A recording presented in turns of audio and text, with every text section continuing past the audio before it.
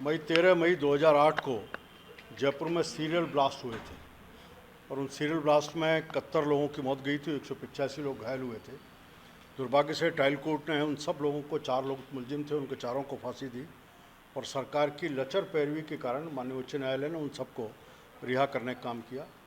आज 15 साल उसको पूरे हो रहे हैं और 15 साल में उस पूरी घटना को लेकर के जो जनता का आक्रोश है, उस माननीय उच्च न्यायालय के फैसले के बाद और सरकार की लचर पैरवी और उनकी ढिलाई के कारण और ज़्यादा गुरुआ है। इस सारे विषय को लेकर के आगे की कार्य योजना, क्योंकि अभी तक एक घटना और हुई कि सरकार ने अभी तक इस विषय के ऊपर 1 महीने से अधिक समय माननीय उच्च न्यायालय का फैसला आने का हो चुका है। अभी तक सर्वोच्च न्यायालय में SLP विशेष अनुमति याचिका दायर नहीं की है, जबकि पीड़ित पक्षों के द्वारा, 2 पक्षों के द्वारा SLP दायर हो चुकी है।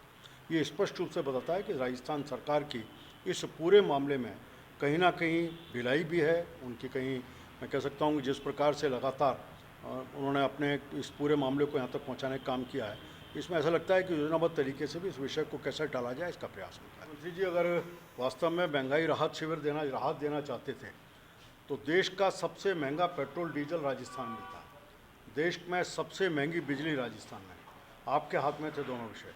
आप उनको कर देते तो शायद लोगों को लगता है कि आप उसमें राहत देने का काम कर रहे हैं। तुरंत जैसे ही आपने महंगाई राहत शिविर शुरू किए, उसके 3 दिन बाद ही प्रत्येक बिजली के उपभोक्ता के ऊपर 45 पैसे का उसके ऊपर सरचार्ज और लगा दिया, लगा करके एक और मार करने का काम किया। इस सारे मामले में आप में ध्यान में आता है कि आप इतनी भीषण गर्मी में जब आम आदमी को राहत अगर आपको देनी थी तो आपके पास सबके आंकड़े उपलब्ध थे। आज अगर आप कहते हो कि हम लोगों को फूड पैकेट देने का काम करें और उसमें NFSA के नामों को लेने वाले हैं, तो NFSA के नाम आपके पास उपलब्ध हैं।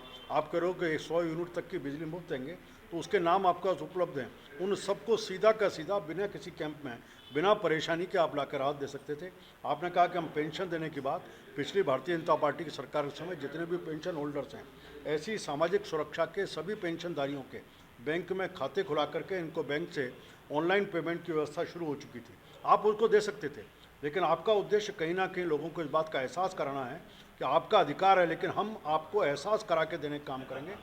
दूसरी तरफ देखने में आता है, नरेंद्र मोदी जी ने अपनी कई योजनाओं को, प्रधानमंत्री आवास योजना, कोई राहत शिविर नहीं लगाया। उन्होंने जल जीवन मिशन में हर घर नल से जल, कोई किसी प्रकार का शिविर लगाने की बात की।